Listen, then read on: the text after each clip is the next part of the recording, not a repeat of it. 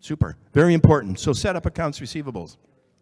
Portfolio investments and advances, a key area that needs attention. I think any auditors, and they're back there, any auditors can attest to the fact that, wait a minute, some of our problems is reconciling interest, okay? Making sure interest is recorded. Secondly, interest and principal dumped into the payment schedule, so it looks like your debt is a lot less. What does that mean? It means your statements have been wrong on a monthly and quarterly basis. So make sure you do the journal entries to take out the expense portion of your payments, okay, on your bank loans. Really, really important. You know, it sounds like, you know, basic stuff, but we're still finding this in terms of the audits that we do, all right? Still finding it. Prepaid, very important. Oh, how can we handle prepaids? You come and do the audit at the end of the year, prepaids are still there. Thinking, well, wait a minute, are your statements right? No, wrong, and they could be material because you got a lot of prepaids. So get that schedule from your auditor at the end of the year and erase the prepaids. Because then when you see the credit or debits in the accounts, then you're going to notice, oh, wait a minute, where's the replacement? There must be a coding error because we don't have our prepaid insurance for the current year. All right? Little things to look at to make a big difference at the end of the year at a time when your auditors are really in crisis. All right? And they don't have those happy faces that they should have. All right? Because we want to see our auditors smiling, right? And you want to be on vacation. Okay? Tangible capital assets, again. Listing of tangible capital assets, take copies of your invoices, make sure you got them for your auditors. Whatever you determine as being the limit you want to go for, an invoice for $1,500, $2,000, $2,500, whatever. Whatever you decide, start taking copies of those out because we have to show those on our schedules, right? Super. Bank loans, we talked about that for sure. Accounts payable and accrued liabilities, all the opposites of what we talked about in accounts receivable, for sure. Note the date that the check's cleared, and we talked about this, on your outstanding checklist and reference payments of same to subsequent bank statements. If you've done it, it just means your auditor has to go back and prove it's a lot of outstanding checks at the end of the year. Oops. We've dealt with that. Okay, internal controls. Major components. Control activities, information and communications, risk, and control environment. That's your internal controls. That's what we're looking at, the major components. All right? Set the organization tone.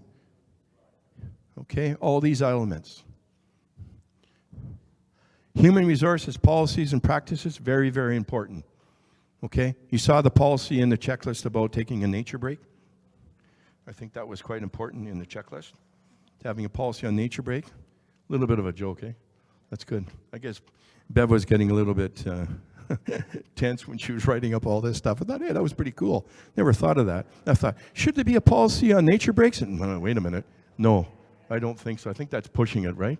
Yeah. That's dictation, right? Yeah, right on. So it was cool. Good. A little bit of humor there. Assignment of authority and responsibilities, very, very important when you're setting your policies. All right? Management's philosophy on operating style. Good, a little repeat of your slides. And finance and audit committee participation. Okay? If you don't have a finance and audit committee, maybe consider one. If you do, make sure you understand their role. They're an advisory committee, all right? Whether you're on a development corporation or if you're in the band, okay, they're an advisory committee. And you can work with them, okay? Organizational structure, very important. Okay, be aware of, okay, in your presentations, this is another one. I looked at this and I thought, this is kind of dumb. I don't know if you got be aware or beware. Okay, hope you got the A. I hope I corrected that. So I didn't look at the handout material at this point. Policies and procedures. Okay, help to ensure the necessary actions are taken to address risk affecting the entity's objectives. Very, very important. Okay, these are the testimonies to what you should be looking at in your policies, etc. Now remember your policies and procedures. You should have a method of consistency within your policies. Okay? And we're going over that later to make sure you have consistency in the way you, and an effective date when your policies come in place. Your auditors need to know when that policy came in place. Okay?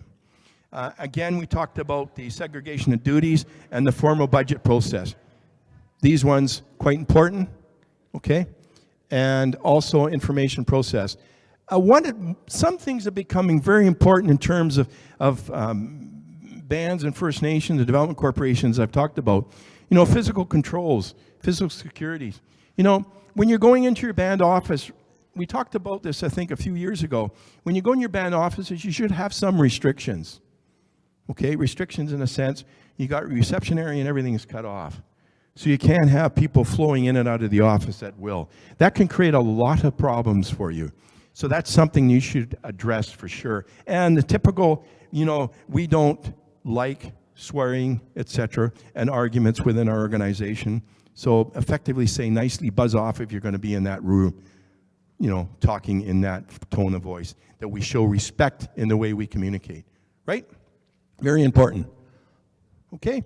And the risk that may affect an entity's ability to accurately record, process, and summarize and report financial data. Very important. Okay? Newer changes to, this is your risk elements to consider.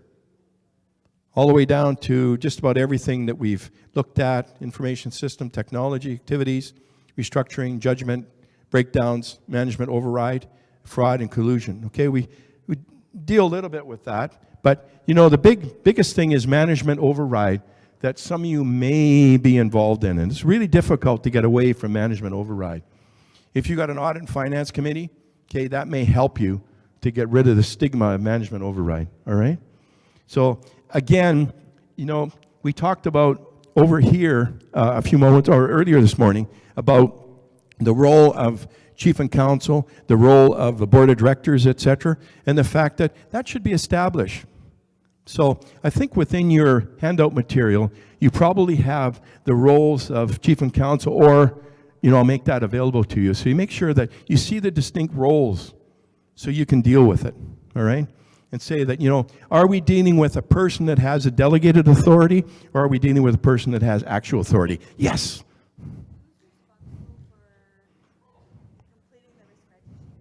Who's responsible for completing the risk registry? You can delegate that, and it's a band council delegation. It can come to either the executive committee, if you're using one, or it can go to, generally, to the audit and finance committee. Okay? Everybody hear the question? Who is responsible for the risk registry? Okay? And it's who you can get, basically, to do it that's involved in finance. And normally, in my experience, it goes to basically the Audit and Finance Committee. And they maybe have a subcommittee to deal with that, because the process is ongoing, okay? But make sure, if you do have a risk registry, what do you do with it? You don't keep it in that closet with all the policies. You want it functional. So you got to make damn sure you give it to your auditors. Because what is it? It's an internal control document. That's what it is. So if they see you're looking at this risk, you've automatically handled at least their 2 elements of risk. And if you got the risk registry that I'm talking about, you got other 8 risk registry items that you've dealt with. Okay, so you've covered the 3, to 2 to 3 that the auditors are covered, plus all the other ones that are covered. Okay, it's good. So I guess we didn't set up at the time who should be responsible. So sorry about that. It's cool. Good. Carrying on. Good. Risk assessment, transaction tracing. We'll go over this in a few moments in breakout. But when you look at it, what is the risk to purchase invoice? Think about this. It'll be part of our breakout session. Purchase orders, approval of purchase, receipt of invoices, approval of invoices, and payment of invoices. So this is some risk assessment you can do to get to that side of accounts payable, receivable, reflective of accounts, a reversal of accounts payable, and look at these issues. Okay? So let's jump into a cool topic, internal controls. Whoops. Oops. Sorry. Oh, there we go. That's right. Sorry, Mike. Got a hot finger here. Internal controls and risk. Take a minute just to look over that slide, if you got it in your books. Okay? If you look at this, basic internal controls and risk, what we're looking at is a self-assessment. Okay? Auditors do their own. Your self-assessment is going to help your auditors out. Then we go to division of duties. and we look at approval of controls. Okay? So it's interchangeable. Right? In other words, here, checks paid out and payroll cards should have a signed approval and account code. So these are basically some of the elements of a risk that can be looked after. Okay? And again, group discussion. What risks are evident in these areas? So let's break out. We'll do this, and then we'll get into some of the pillars of internal control in a minute and get into some other issues, including the risk registry. So let's take a few moments. What risks are evident in the purchase and invoice payment system, and identify a problem at each level and at least one measure that can be taken to minimize the risk. So just take a few moments to read over that, think about it, and have our discussions at our tables over this issue. And for our audience that is attending remotely, please do the same. Just think about this, and then we'll come up with some of the answers when you're going over this as well. So we'll just take a little break at this point to get into activities. Alrighty?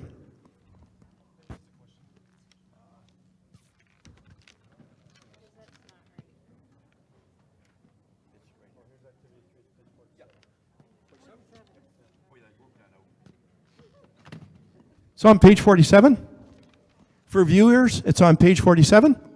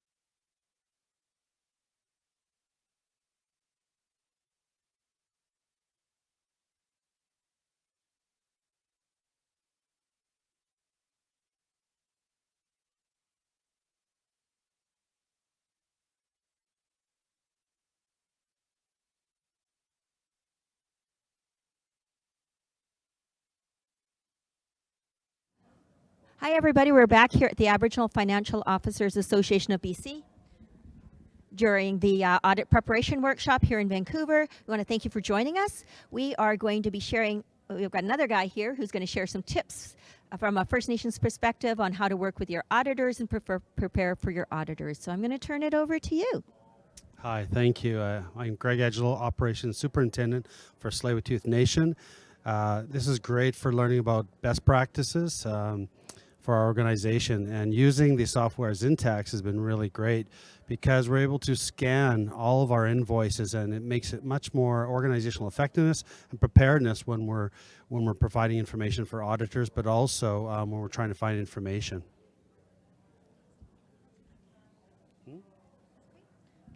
Well, great. Thank you, Greg. And everybody else, if you have any questions, send them over to AFOA BC, and we'll try to get them back online. Thank you for your time, Greg. Thanks.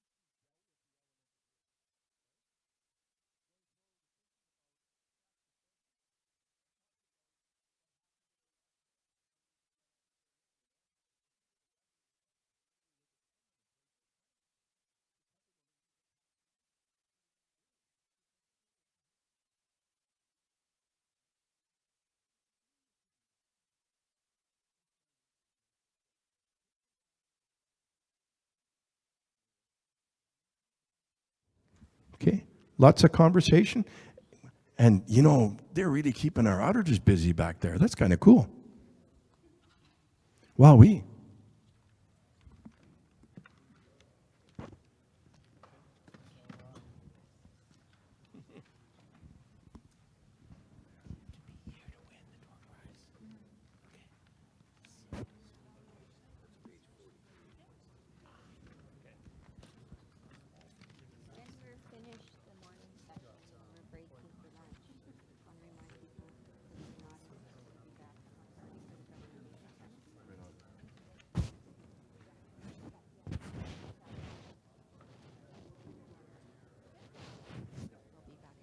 Oh, yeah.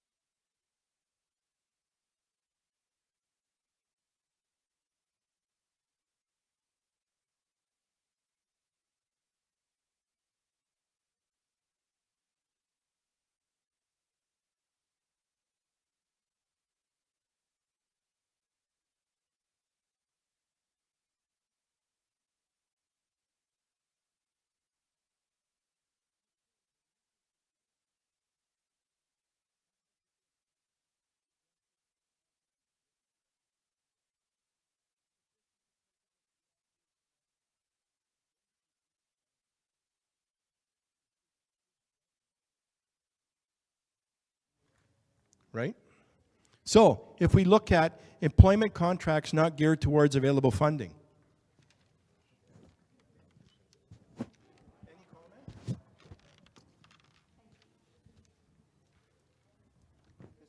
It's possible, and it's also serious. If you look at existing measures, okay, budget review, we talked about that over here.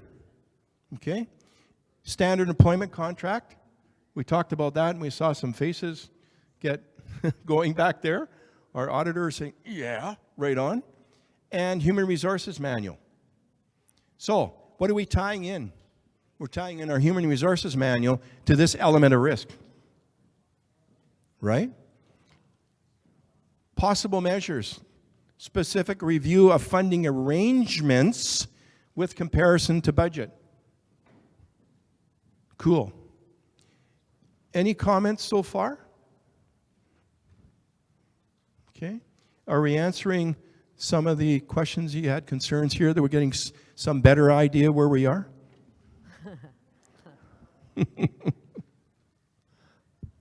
Well, I don't consider this a risk because I do this today. Like, I have hired an employee and I don't have the funding, but I need the employee. So to me, this is not a risk. It's reality.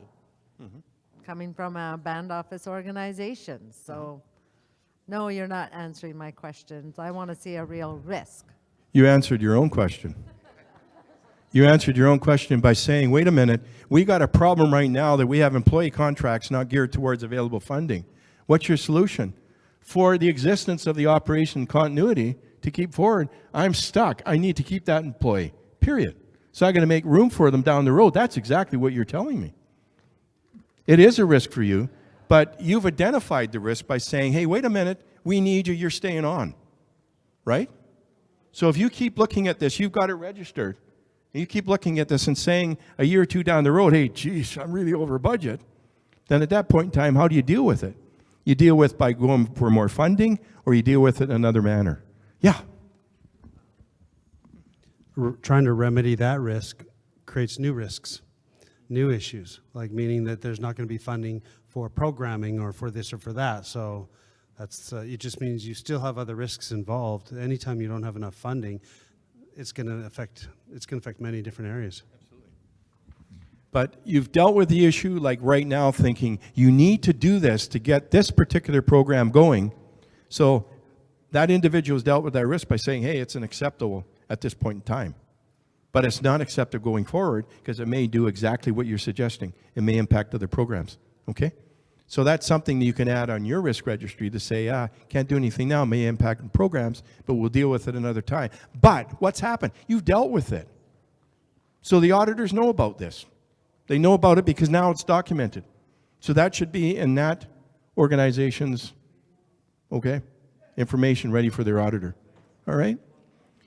Comments include human resources manual queries to management prior to employee postings. So that's already been done, okay? You've dealt with that as well. The solution, can't do anything. We need to carry on. We need that program, period, regardless of the time frame, okay? Communications, emails, or agenda items prior to management's approval of the new employees. So back and forth to say, well, wait a minute, it's coming up for approval. Have you considered these elements of risk? Yes, you have. An email, get it documented, get it in your risk registry, get it in your risk backup, and it's done for this point in time. This is a going forward type of process, and it's a point in time process, which can be a problem, okay, because it needs to be constantly addressed, okay? Monitoring. Review the department statement variances as well as termination dates for existing funding agreements. All right? So these are the elements. So right now, is this relevant to your organizations in terms of your compliance risk? I would say if you take this right now, plagiarism doesn't happen here. If you take this right now, you got a risk registry. You just have to add to it. Okay, and it's online, you just have to add to it. Cool. Then we get into the biggest strategic risk, and that's why I chose it 3 years ago, is staff secession. Damn rights, it's probable and serious. Okay? Quite serious. That lady that just left with the problem with the ankle and the ice on her ankle, is there provision at her band to look after her? She's going to be away for a while. That's another issue. She's a key person. If she's here, she's probably a key person. So that's a risk assessment right now for her nation. Okay? Again, existing measures. Human resources manual policies, important. Possible measures. Review and renewal of employment contracts. Monitoring the age of employees, which is really interesting because we're not all going to be along here in life indefinitely. So we need to monitor ages within our employees, right? Again, commitments, salary, and performance reviews. Taking that into consideration. Is this going to create a problem because that person is so valuable? What happens? Is there a chance we can lose that he or she person? So that's when you take into these type of commitments. Communications. Verbal discussions by management with staff to determine satisfactory work environment. Now, when you get into this process, I've cited examples in the past. Okay, you got a key person going, so you're jumping on top of this with a risk assessment. You're saying, hey, wait a minute, we got a person that we want to get to understand your job, to help you so you can get off on holidays. That's cool. So, year 2 in the process, person comes back from holidays saying, oh, God, I've just worked crazy. You know, why the hell did I leave? I got more work now than I had when I left. So what has happened? There's been no delegation of authority here, has there? Not really. Okay? So how do you approach that person and say, well, you know, is there any forethought about discussing your job with that lady or man prior to you leaving? No, they should understand what I've done. Communication is very important. So you make the suggestion, I made the suggestion in this example to say, well, next time when that person goes away, why don't you list out a bunch of things that you need to do and have her do them? And in the other case, him do them. This is great. So you come back after the 3rd year of this process and say, how did it go? Oh, you know, I came back and it's pretty damn good. You know, there was an awareness. I'm going to give her more to do. I went away and enjoyed my holidays. I came back, and the jobs I gave her are actually done. Right? So that was pretty important. Okay? And again, monitoring, review the performance, notations, and employment files. So that's the risk registry, and you've all got it. Just implement it. It's right here. So next year when we come back and discuss this, when you come back, we'll do other elements of risk, okay? Sound good? Super. So, we've concluded this afternoon from 1:30 to 3:30. We'll have a panel discussion. I will not be here. I'm really sorry about that.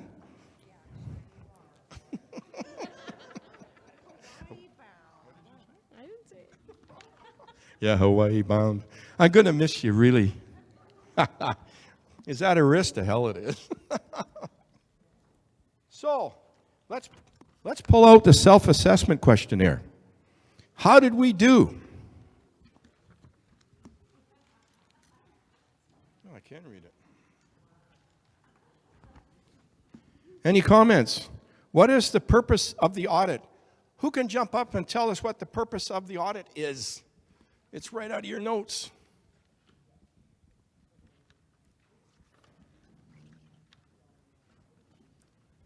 She can? Up. Got it open? Oh, go ahead.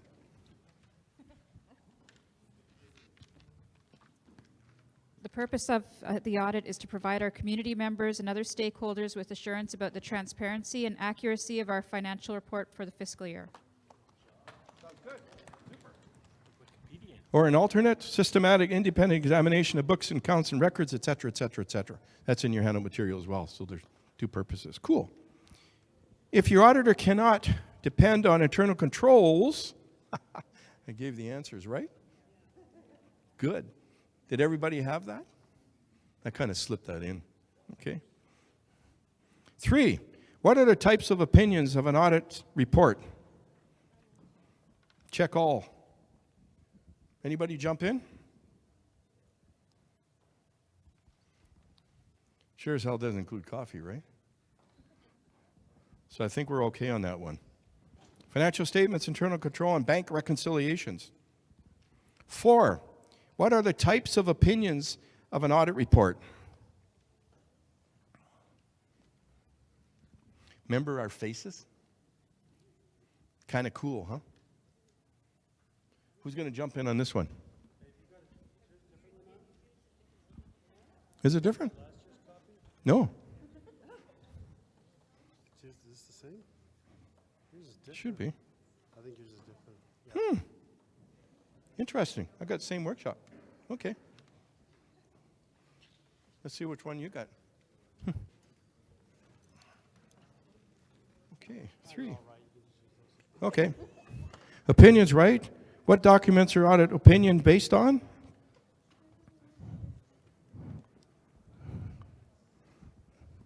I think the numbering sequences is different. What documents the audit opinion based on?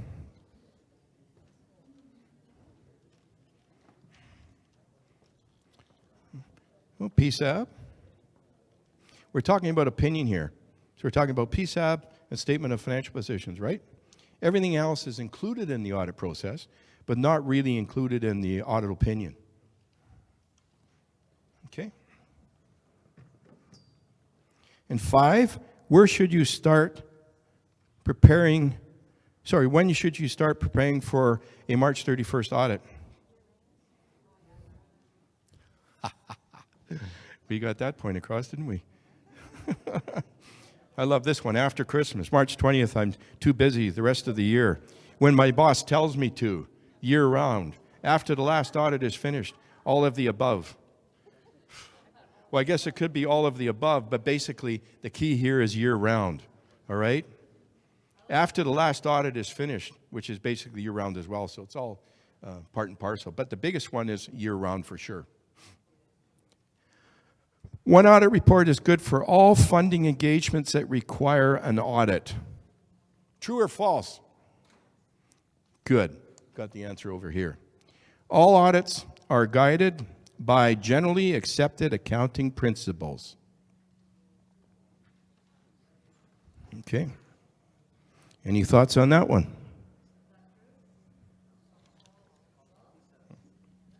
Yep. It's PSAB, yes, but we're also dealing with generally accepted accounting principles as well. Okay? So it's basic, I think it's basically true and false. You could argue both on that. Okay? Pardon? Canadian auditing standards for sure. Good. Yes. Whoops. Cool. Oh boy. Number 4.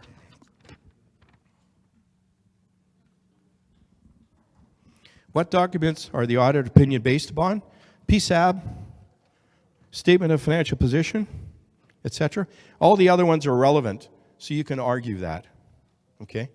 You can argue that all of them are relevant going through copies of receipts, etc. But basically, the audit opinion itself is based on PSAB, okay? And you're dealing with a statement of financial position. Okay? Good. And we're on to public sector accounting do not apply to First Nations and Indigenous. That true or false? False, right?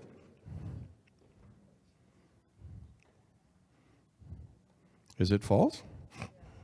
Good. The auditor cannot make adjustments to your financial statements without chief and counsel's approval. True. Right? An auditor cannot make adjustments to your financial statements without chief and counsel approval. Okay? Now, when you're talking here, if you're talking adjustments to financial statements, we're talking about journal entries and adjustments. So there's got to be a recording. So they cannot do that. But in essence, we were talking about journal entries, et cetera, which flow through to the financial statements. So it's a little bit of a tricky question. Okay? An audit is done for what? Check all that apply. An audit is done for Assembly of First Nations, BC government, other First Nations, my organization's members, my band, funding agents, general public. So basically, those would be relevant, but basically they're not really prepared for the auditor because the auditor's doing them, right? What policy should an organization have to protect itself from risk? Risk management policy, conduct review policy, bathroom break policy? I don't know. Depends on where you're on the nature break policy. Human resources policy and financial policy. Okay? Match the items in the left column with those in the right. Okay? I just want to check them.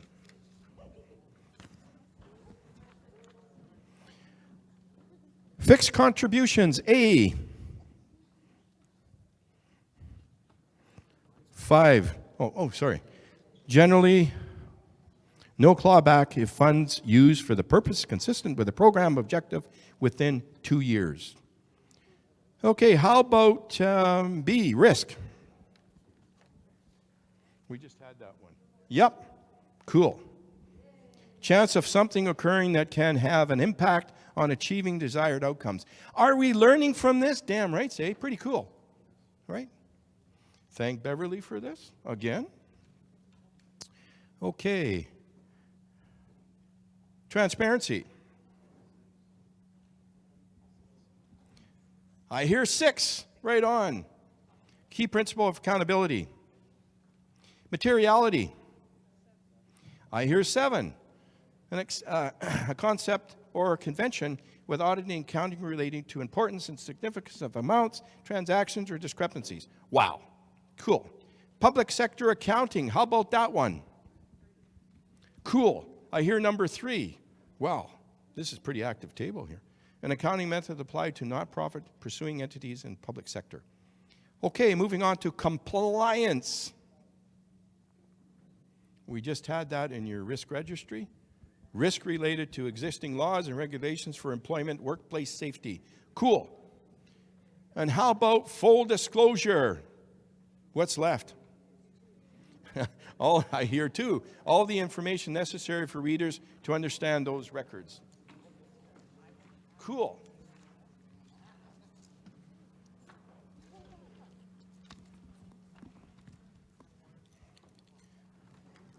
Whoops. Geez, Dropsy's here. So looking at our agenda, we're ready to wrap up this session. How are we doing? Did we have fun?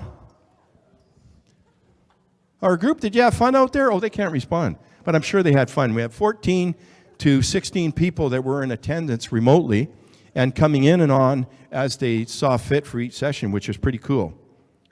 Viewers on stream, join us again at 1:30 for the government presentation. So we'll see you back at 1:30, okay? And because